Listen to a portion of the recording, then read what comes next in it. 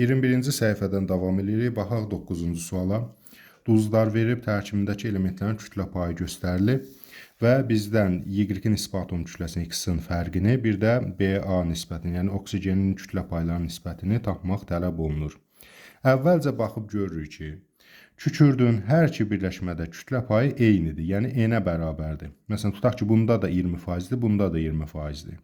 O halda biz bu nəticəyə gələ bilərik ki, bunların emerləri eynidir. Bunu biz yazılı şəkildə yazsaq belə deyə bilərik. Məsələn, burada kükürdün kütlə payı omega S bərabərdir. Kükür neçədir? 32 surətdə. Məxrəcdə isə yazırıq. X üstəgəl SO4 deyilir 32 üstə 16, 4, 64, 96. Bunda da eyni nəticə çıxır. Məsələn, A faiz, məsələn, M faiz yazıb bura, M faiz. Daha sonra o birində də kükür, məsələn, 32-ni bölüb Y üstəgəl 80, yenə M faiz çıxıb. Bu onu göstərir ki, yəni bunların kütləsi emerə X üstəgəl 96 ilə Y üstəgəl 80 bir-birinə bərabərdir. O halda biz nə edirik? X üstəgəl 96 Y üstəgəl 80-ə bərabərdirsə, yəni bunların emerləri bir-birinə bərabərdirsə, o halda hər iki tərəfdən 80-i çıxaram, X üstəgəl 16 bərabər Y. Yəni Y-in nisbət atom kütləsi X-in nisbət atom kütləsindən 16 qram çoxdur. 16 AKV çoxdur. Bu nəticəyə gələ bilərik. Ondan sonra da burada asanlıqla birincini tapa bilərik. Birincidə bizdən nəyi soruşurdu? Deyirdi Y-in nisbət atom kütləsində X-i çıx. Yəni Y-də bilirəm ki, Y-dən X-i çıx deyirdim. Y-də bilirəm ki, X üstəgəl 16-dır. Yəni X üstəgəl 16-dan X-i çıx. X-lar getdi, 16 qaldı. Yəni birincinin cavabı elədi 16. Bunu nəyin sayəsində tapa bildim? Emerlərin bir-birinə bərabər olması sayəsində. Amma bu qapalı sual olsaydı, birbaşa bunun qaydası belə deyə də asan üsulu budur ki, mən görürəm ki, bunların ikisində də kükürün kütlə payı eyni olduğuna görə deməli emerləri bərabərdir. Burada kükürdlər eyni qədərdir. Oksigen isə burada 3-dür, burada 4. Yəni 16 qram çoxdur. Bunlar eyni olması üçün gərək X, Y-dən 16 qram az ola ki, bərabər olsun bir-birinə. Yəni belə də, belə deyə qapalı sual olsaydı, belə bir yolla da tapa bilərdik. Açıq sualda sadəcə yazılı cavab tələb olduğuna görə bu şəkildə bunları bir-birinə bərabərləşdirərəm. Yəni bu buna bərabərdir. Uyğun ixtisarlar apararam və cavabın 16 olduğunu taparam. Bu birinci hissə. İndi keçək ikinci hissəyə. İkinci hissədə nə tələb olunur? Deyir ki, oksigenin kütlə payını, bax bundakı kütlə payını buna bölməliyəm. Biz də bunu indi qısaca desək, görürəm ki, burada 60, onsuz da emerləri bir-birinə bərabərdir. Elə onda mən B-ni A-ya bölmək üçün 48-i 64-ə bölərəm 0,75. Qapalı olsaydı belə test tapa bilərdim. Amma indi ətraflı yazılı cavabını yazmaq üçün belə eləyirik. B-də kütlə payı neçəyə bərabərdir? 48 bölünsün. Yəni oksigen 16 üçün 48-dir. Məxrəcdə də yazmalıyam. Y üstəgəl 32 üstə 48 80. Bunu indi bölməliyəm nəyə? A-ya. A-da bəs neçədir? 64 surətdə. Oksigen 16, 4, 64. Aşağıda da X üstəgəl 96. İndi nə edirik? Burada bilirəm ki, emerlər bir-birinə bərabərdir də. Bunları mən həmçinin emerlə də əvəz eləyə bilərəm. Bir-birinə bərabər olduğunu bilirəm. Ona görə bunlar getdi. 48-in 64-ə nisbəti şəklində yazaram. Onlar 0,75. Yəni cavab elədi 0,75-ə bərabər oldu. Deməli, birincinin cavabı 16, ikincinin cavabı 0,75. Buradan da qeyd eləyək. Deməli, birincinin cavabı 16, ikincinin cavabı 0,75. Keçək ikinci suala. İkinci sualda reaksiya tənliyi verib, daxil olan maddənin kütləsi, sonra reaksiyada alınan sink oksidin kütləsi fərqi, burada da SO2-nin həcmini göstərir. Bizdən X və Y-i tapmaq tələb olunur. Hər bir reaksiya sualı kimi, bunda da biz əvvəlcə nə etməliyik? Reaksiyanı tərtib eləməliyik. Reaksiyonuz da burada hazır var, sadəcə üstlərinə qoyacaq. Deməli, sink sulfid üzərinə gəlsin oksigen, əmələ gəlib sink oksid və SO2.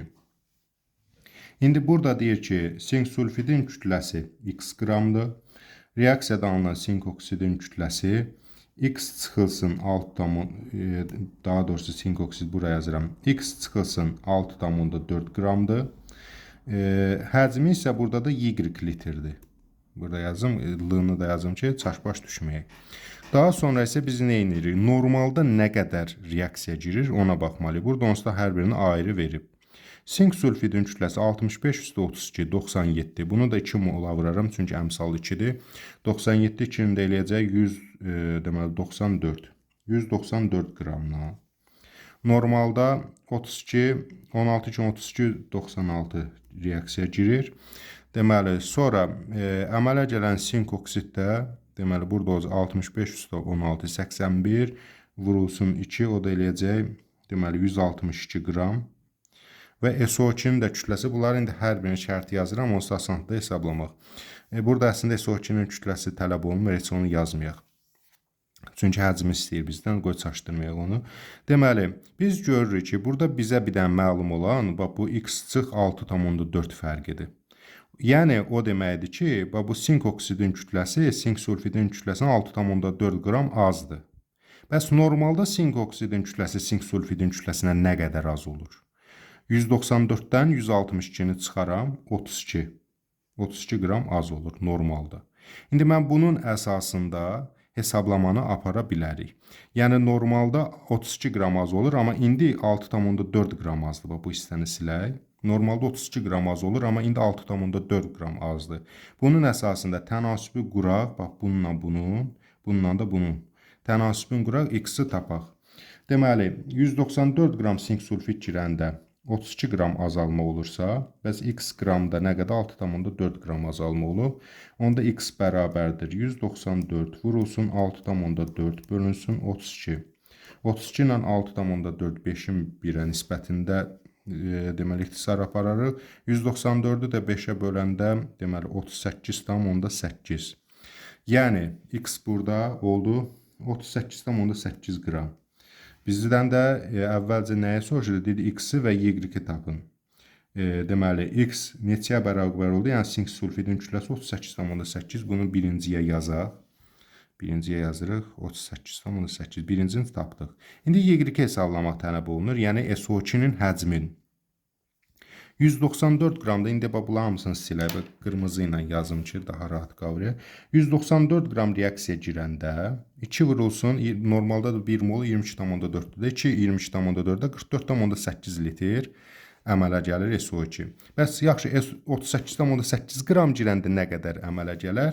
Y qədər. Y-i də tapmaq üçün y bərabərdir 38,8 vurulsun 44,8 bölünsün 194. Biz bayaq hesablayanda bildik ki, bunun 5də 1 hissəsi qədərdir. 5.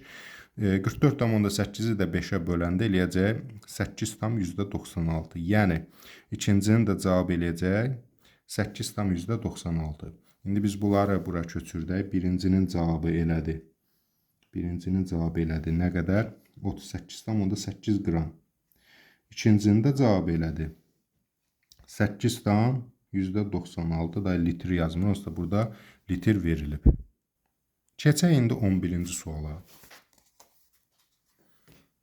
Vərəqi dəyişək. Deməli, 11-ci sualda görürük ki, maddələr verilib, oksigen kütlə payı verilib. Bizdən x-in nisbi kütləsi tələb olunur. Daha sonra isə digərində, onsuz da biz x-in əvvəl nisbi atom kütləsini tapmalıyıq. Sonra burada kütlə payını tapa bilərik, oksigen kütlə payı. X-in nisbi atom kütləsini tapmaq üçün nə edirik? Deməli, omega oksigen, yəni oksigen kütlə payı XO2-də. Deməli, məxrəc kəsr xətti çəkirik. Məxrəcdə x üstə gəl 32, yəni 16 üçün 32. Yəni bunu emeri x üstə gəl 32-dir. Yuxarıda isə 16 üçün 32. Bundan da cavab nə çıxıb? 50% çıxıb. Yəni bunu 100%-ə vurublar. 50% cavabı çıxıb. İndi mən buradan faizləri silib.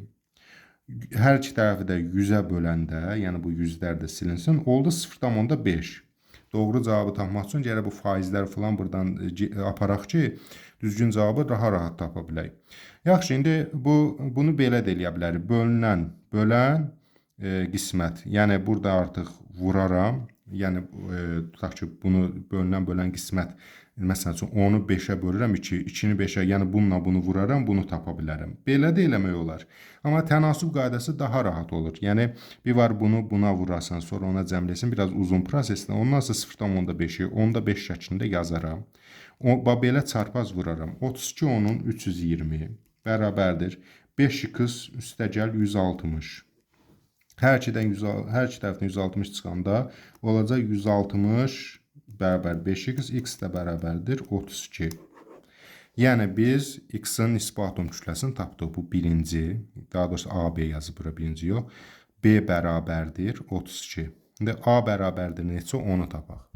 Yəni A da nədir? Bax buradakı oksigen kütlə payı. İndi x-i tapdığıma görə omega oksigen bərabərdir. XO3 neçə olacaq? 32 üstə 48. Yuxarıda da 48. Bunu da indi faizlə hesablamaq tələb olunur. Vururam 100%-ə bərabərdir. 48 bölündə 80-ə. İxtisarlar getdi. Burada da 80 yazır. İxtisarlar gedəndə elədi 10'da 6. Rahat belə olar. 100%-ə də vurandı. Eləyəcək 60%. Yəni A da bərabərdir 60'a. O halda cavabları da köçürdək bura. A bərabərdir 60. B bərabərdir deməli 32. Keçək növbəti suala. Növbəti sual 12-ci sualda cədvəldə verib nisbi molekul kütləsi bəlli olur ki, eynidir. Kütlə paylarından birini verir. Bizdən x-in nisbi atom kütləsini tapmaq və A-nı hesablamaq tələb olunur. Bunun üçün nə edirik? Əvvəlcə deməli bizə bəlli olan burada deməli oksigen kütlə payıdır. Omega oksigen bərabərdir. Neyini burada? 16 üçün 48 surətdə. Məxrəcdə də 2x üstə gəl 48. Bunu vurub 100%-ə bərabər olub 30%. Bunun əsasında mən x-in nisbi atom kütləsini tapa bilərəm. Faizləri silirəm. Elə 100-ə də böləndə qoy bunlar da geçsin. Oldu 0,3. Yəni faizlə kütlə payını çevirdim, elədim hissə ilə, ədədlə kütlə payı şəklində elədim. Burada yenə bölünən bölən qismətdir. Qisməti bölənə vuraram, bölünəni taparam. Belə də eləyə bilərsiniz. Yəni 0,3-ü bura vuraram, 48-ə bərabər eləyərəm. Bu cür də tapa bilərsiniz. Yəni riyaziyyat hissəsi tam sizin öz ixtiyarınızdadır. Əsas odur cavabı düz tapasınız. Sadəcə mən qaydasını da göstərirəm, amma əsas rahat üsul odur ki, tənasüb üsulu 0,3-ü 13-ə çevirərəm, yəni kəsir şəklində. Sonra belə çarpaz vuraram. 48 onun 480 bərabərdir. 3 2-nin 6x, 3 də 48-in elədi, deməli 120 isə 144. 6x də bərabərdir. Hər iki tərəfdən 144 çıxsam eləyəcək, deməli 140 çıxan 336. X də bərabərdir. 6-ya bölərəm, eləyəcək 56. Deməli nisbi atom x elementin nisbi atom kütləsinin 56 olduğunu tapdım. Birinci 56, birincini tapdım. İndi ikincini tapaq. İkincini tapmaq üçün nə edirik? İkinci görəv ümumiyyətlə nədir? A-nı hesablayın. Yəni buradakı nisbi, daha doğrusu oksigen kütlə payı, buradakı kütlə payını tapmaq tələb olunur. Bunun üçün əvvəlcə nisbi molekul kütləsini, bunun nisbi molekul kütləsini tapsam, elə bunun da nisbi molekul kütləsi o qədərdir. Yaxşı, onda 56-nı vururam 2-yə. İndi hesablayaq da bunun x2O3-ün kütləsini. 56-nı vuraram 2-yə. Üstünə gələrəm 48, 56, 2-nin 112 üstə 48, 160. Yəni M 160-a bərabərdir. O halda nə edirik? Deməli, bölürük burada oksigenin, omega oksigen bərabərdir. 160 məxrəcə yazırıq. Surətdə isə 16, 4-dən 64. Vururam burada da 100%-ə bərabərdir. Hər iki tərəfi ixtisar eləyək ki, elə 10 qalsın da. Burada 16-ya ixtisar eləndə 10'da 4, bu da eləyir 40%. Yəni doğru cavab olacaq. Burada da ikincidə 40%. İndi bunları köçürdək. Burada deməli, elə buraya yazaq da. Birinci 56, ikinci 40. Faizi yazmırıq ora. Keçək 13-cü suala. 13-cü sualda deyilir, 1 mol üzvü maddə.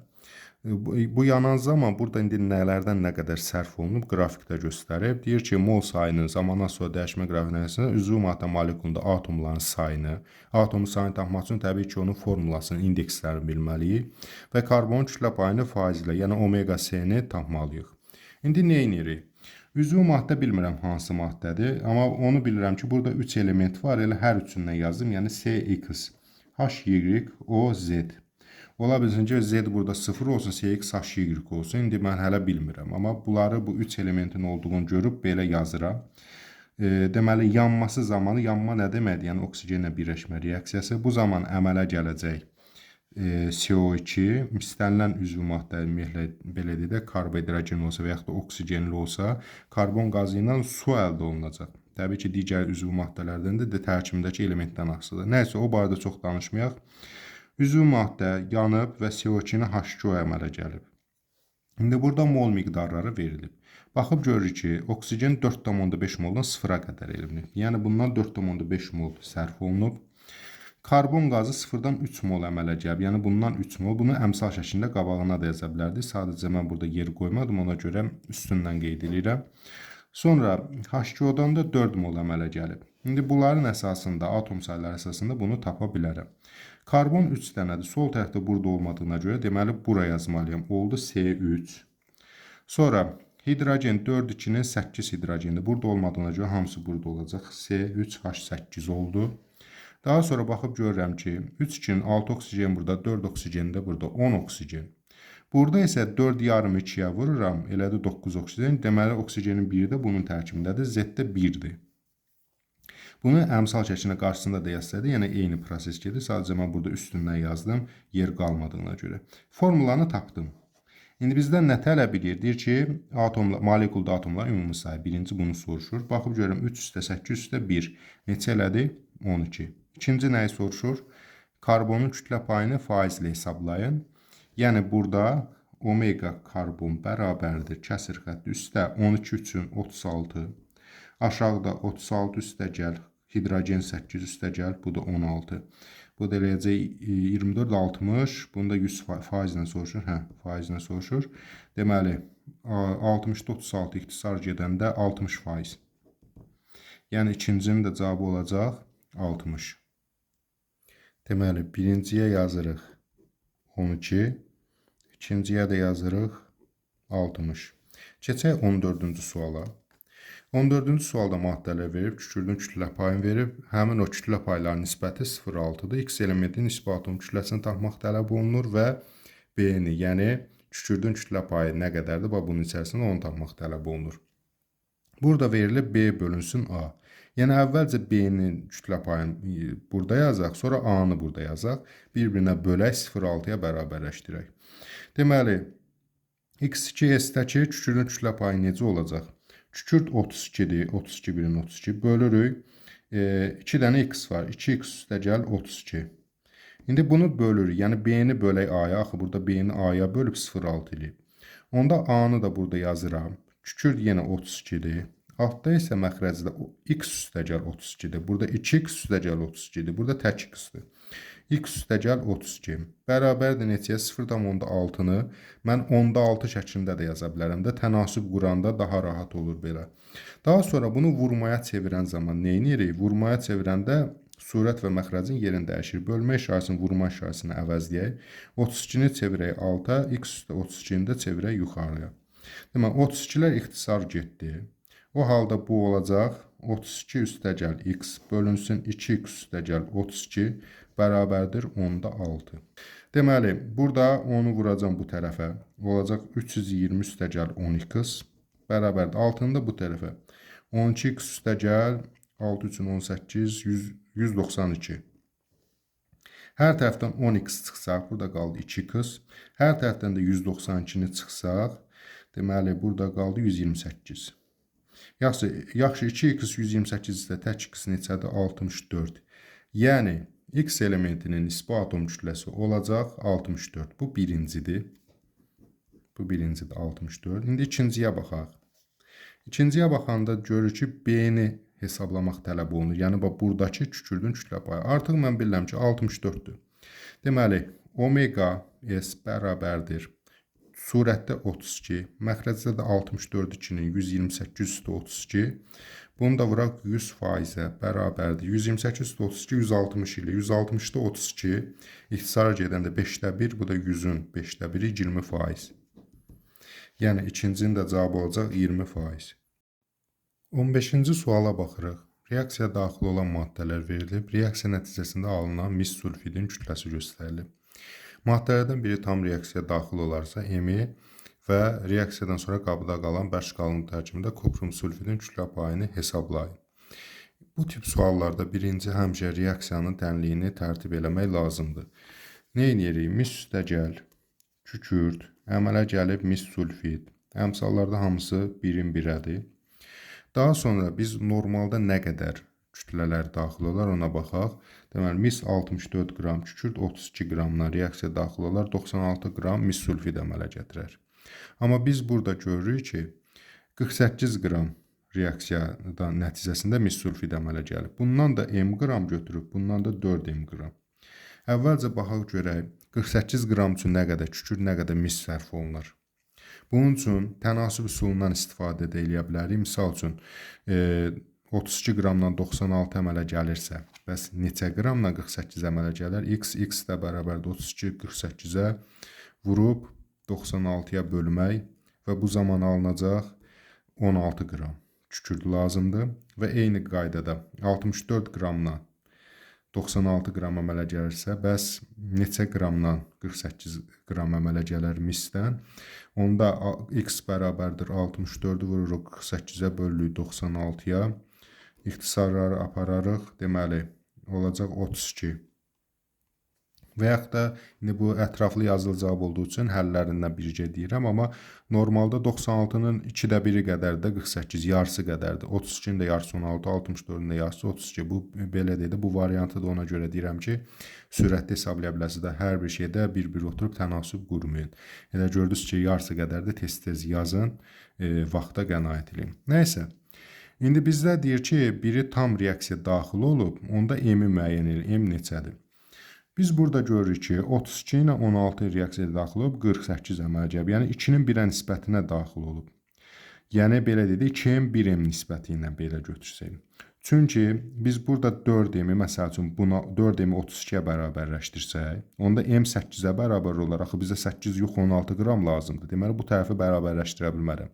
M 16-ya bərabərdir ki, 4m-də 4 16-nın 64 olsun, 32 sərf olsun, qalanı qalsın. Deməli, m neçəyə bərabər imiş? M 16-ya bərabər imiş. Bu birinci sualın cavabı. İndi ikinci sualda bizdən nə soruşur? Deyir ki, bərk qalın tərkibində mis sulfidin kütlə payını tapın.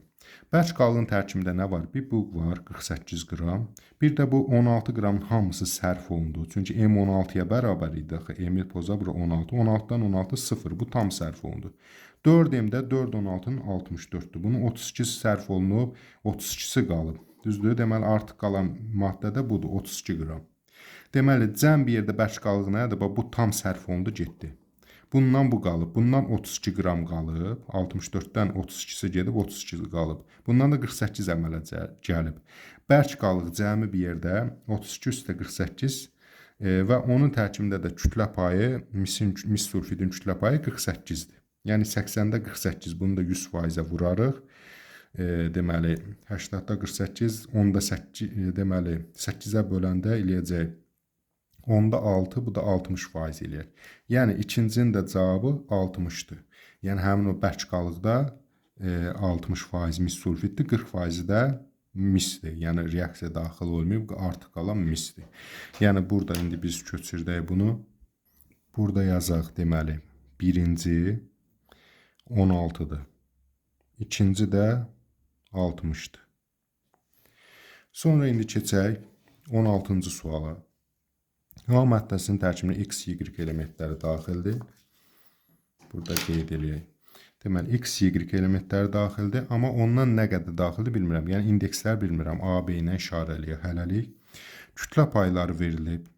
Nisbi atom kütlələrin bir-birinə nisbəti göstərilib. Və nisbi molekul kütləsinin ayrı, y-in ayrına böləndə n alınır. Deməli, x, y elementlərini təşkil olunan A maddəsi molekulunda olan atomların sayını gərək mən A, B-ni tapam ki, atomların sayını tapa biləm. Və n-i hesablayın. Bu sualı həll eləmək üçün nə edirik? Deməli, x-in kütlə payı neçədir? 70%. Deməli, y-in kütlə payı neçədir? 30%. Biz də bilirik ki, indeksləri tapmaq üçün bunlar faizləri, yəni kütlə paylarını yuxarıda yazıb, indeksləri də daha doğrusu nisbi atom kütlələri də aşağıda yazmalıyıq. Yəni kütlə paylarını yuxarıda yazdıq, surətdə yazdıq, məxrəcdə isə nisbi atom kütlələrini yazmalıyıq. Nisbi atom kütlələrini bilməsəydə onların nisbətini bilirik. Yəni görürük ki, x-in nisbi atomun kütləsini y-in nisbi atom kütləsinə böləndə 3,5 alınıb.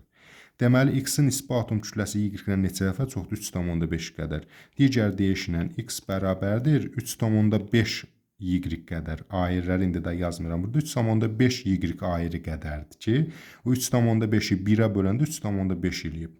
Yaxşı, onda x-in nisbi atom kütləsinin şərti olaraq 3,5 götürsək, sanki ixtisar eləmişik də burada 3,5, y-də də 1. İndi bunu biz tapmaqla, yəni hesablamaqla AB-ni tapacağıq. Yaxşı, 70 ilə 3,5 ixtisar gedəndə oldu 20, 30-u da 1-ə 30. 20 ilə 30 da sıfırları sililəndə 2-nin 3-ə nisbəti. Yəni, A-nı yerinə qoyduq 2-ni, B-ni yerinə qoyduq 3-ü. Bizdən də soruşduğu nə idi? Birinci növbədə soruşduğu o idi ki, deməli, A maddəsi molekulunun atomların sayını hesablayın. Yəni, 2 üstəgəl 3 bərabərdir 5. Bu birincinin cavabı. İkinci nəyə soruşur? N-i hesablayın. N nədir bəs? MR-in, yəni bax bunun ümumi kütləsinin Y-ə nisbəti. Bunun ümumi kütləsi nəyə bərabərdir? Yəni X2 Y3-ün kütləsi nəyə bərabərdir? X 3,5 Y-ə bərabər idi də, düzdür? Onda biz bunu bərabərləşdirək 3,5 2-yə 7 Y üstə 3 Y 10 Y götürə bilərik. Yaxşı, deyir ki, MR-i Y-ə böləndə, yəni 10 Y-ə böləndə N eləyir. N də neçəyə bərabər olar? Y-lər çıxarıq 10-a. Deməli, ikincinin də cavabı elədi 10. Burada indi bunu köçürdək. Deməli, birinci oldu 5, ikincisi də oldu 10. Keçək növbəti suala, yəni 17-ci suala. 17-ci sualda baxıb görürük ki, sabit valentli metallarda valentliyi verilib, oksidin nisbi molekul kütləsi və hidroksidin nisbi molekul kütləsi. Əvvəlcə oksidlə hidroksidin formulalarını tərtib eləyək. Görək bu formulalar hansıdır? Sadəlik üçün bura yazaq. Bura oksid yazaq. Bura hidroksid yazaq. Deməli, formulları biz bilir ki, X2-dir. Oksidin formulunu düzəltmək üçün, yəni 2 valentli olanda X2, oksigen də 2-dir də. Bunlar gəlir çarpaz və ixtisar gedir. Yəni, birincinin formulu X oldu. Y-in oksidin formulu isə Y3 valentlidir. Deməli, Y3 valentlidir, oksigen də 2 valentlidir. 3 gəlir bura, 2 gəlir bura. Y2O3 şəklində düzəltdik. Digər tərəfdən hidroksid. Hidroksid OH qrupasının valentliyi 1 olduğuna görə 2 valentlidə olacaq XOH2, 3 valentlidə olacaq YOH3. Bu şəkildə tərtib elədik. İndi bizə nisbi molekul kütlələri ilə bağlı hesablama tələb olunduğu üçün nisbi molekul kütlələrini tapaq. Burada X üstəgəl 16 eləyəcək. Burada 2Y üstəgəl 16 üçün 48 eləyəcək. Burada 17 də OH qrupası 1 üstə 16, 17. 17 üçün 34. X üstəgəl 34 eləyəcək. Burada Y üstəgəl 17 üçün 51 eləyəcək. Yəni, buradakı oldu A, buradakı oldu B, bu oldu C, bu da oldu C-24. Bu şəkildə bunları indi yazdıq. Bu yazdıqlarımız əsasında hesablamaları aparaq. Əvvəlcə deyir ki, birincidə deyir ki, B ilə A-nın fərqini tap. B çıx A. B hansıdır? X üstəgəl 34. A hansıdır? X üstəgəl 16. Bunların indi fərqini tapmalıyam mən.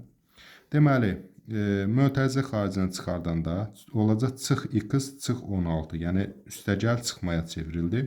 X-dən X getdi. 34-dən də 16-nı çıxanda elədi, deməli, 18. 18-ə bərabər olacaq. Deməli, birincinin cavabı 18. İkinciyə keçək. İkincidə bəs nə deyir? Deyir, C-ni tapın. C, yəni, bax, bunu tapın. Baxıb görürəm ki, bax, bu C-yə bərabərdir. Bu C çıx 24-ə bərabərdir. Deməli, mən nə edə bilərəm? 2Y üstəgəl 48 və bu C-dən 24-ü çıxsa, yəni, bax, bu C-dir də. Bu 2Y üstəgəl 48 C-dir. Bundan 24-ü çıxanda neçəyə bərabər olur? Y üstəgəl 51. Yəni, bunları yazdım bura. Bunda bilirəm ki, bu C-yə bərabərdir. Bu da C çıx 24. Deməli, bundan 24-ü çıxanda buna bərabər olacaq da. Bu fikri buradan aydınlaşdıra bilərik. İndi biz buradan bunu həll eləyək. Deməli, burada eləyəcək Y-lər hər iki tərəfdən 1 Y çıxanda qaldı. Bu sol tərəfdə tək Y. Sonra 24-dən 48 bura oldu 24. Üstə 24, burada üstəgəl 51. Hər iki tərəfdən 24-ü də çıxanda Y bərabərdir 27. Yəni, deməli, C-ni hesablamaq lazımdır. Mən burada nisbi atom kütləsini tapdım 27 olduğunu. İndi bir də bu 27-ni gətirməliyəm bura. 2 27-nin 54 üstə 48 102. 102 olduğunu taparam. Yəni bunu onsuz da C-ni tapmaq üçün birinci Y-i tapmaq lazımdır ki, hesablaya bilək. Yəni Y-i də tapdıq 27, 54, 48 üstünə gəldi, 102-yə bərabər oldu. İndi isə köçürdək burada. Deməli, birincisi oldu 18. İkincisi də oldu 102. Keçək 18-ci suala. Deməli, burada ağ vərəq qoyaq. Düşür. Deməli, 2x üstə O2, 2x sotənli üzrə reaksiya daxil olan və alınamaqdan kütlələrin zamandan sonra dəyişmə qrafiki verilir. Bu qrafiklərdə burada kütlələr göstərilir. Burada da zaman keçdikcə, yəni reaksiyanın sonuna doğru kütlələr necə dəyişib onu göstərir. Burada B böl A 1,2 olarsa B-ni tapmaq tələb olunur və X elementin nisbi atom kütləsini hesablamaq tələb olunur. Əvvəlcə reaksiyanı yazaq. 2x üstə gəl O2 əmələ gəlib 2xO. Buradan baxıb görürük ki, x A qramdan, deməli, A qramdan 20-yə qədər düşüb. Deməli, x-dan nə qədər sərf olunub? A-20 qədər. A-20 qədər sərf olunub, 20-si də artıq qalıb. İndi burada da 2 dənə maddə var da, bunun biri, bax bu x-dırsa, deməli bu da avtomatik oksigen olacaq. 32-dən 0-a qədər düşüb. Deməli, bundan nə qədər sərf olunub? 32 qram. Daha sonra əmələ gələn 2xO-da 0-dan qalxıb B-yə qədər. Yəni B qram qədər əmələ gəlib. İndi biz bunun əsasında hesablama apararaq belə bir nəticəyə gələ bilərik ki, B bərabərdir. B bərabərdir. Bu kütlələrin cəminə görə, yəni belə deyək, maddə kütləsinin saxlaması qanununa görə B nəyə bərabər olacaq? Bunların cəminə bərabər olacaq. Yəni A-20 ilə 32-ni cəmləyərəm. A-20 üstə gəl 32, bu da bərabər olar A üstə gəl 12-yə. Qısacası B bərabərdir A üstə gəl 12. Sonra isə ardıcan görürəm ki, burada deyir ki, B həm də B-ni A-ya böləndə 1,12-yə bərabərdir. İndi bizdən əvvəlcə B-ni tapmaq tələb olunur, yəni birincisi B-ni tapmalıyam. B-ni tapmaq üçün bu ikisindən istifadə edirəm. B nəyə bərabərdir? A üstə gəl 12-yə, həm də B-ni A-ya bölündə 1,12 edir. O halda bunun əsasında belə eləyə bilərik. B bərabərdir 1,12A.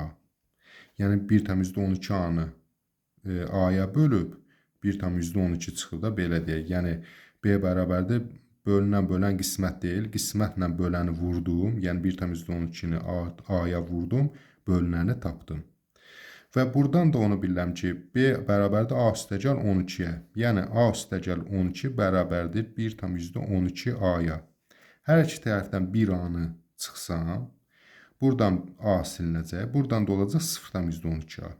0,12A 12-yə bərabərdirsə, bəs tək A neçəyə bərabərdir?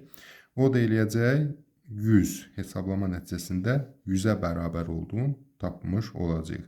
Deməli, A-nın qiyməti neçədir? 100-dür. Bəs yaxşı, B-nin qiyməti necə olacaq? B də bərabərdir 1,12 vurulsun 100-ə, olacaq 112. Və yaxud da ki, buradan da tapa bilər. B bərabər 112, 112. Yəni, birincinin cavabını artıq tapdıq, 112. İkinci nə tələb olunur bizdən? X elementinin nisbi atom kütləsini tapmaq. Yəni, buradakı bu X elementi var, onun nisbi atom kütləsi nə qədərdir, onu tapmalıyıq. B-nin 112 olduğunu bildik. A-nın isə 100-dən 20 çıxanda 80 olduğunu bildik. Deməli, 80-də bölməliyəm 2-yə əmsalına. 82-yə X bərabərdir 40 qram.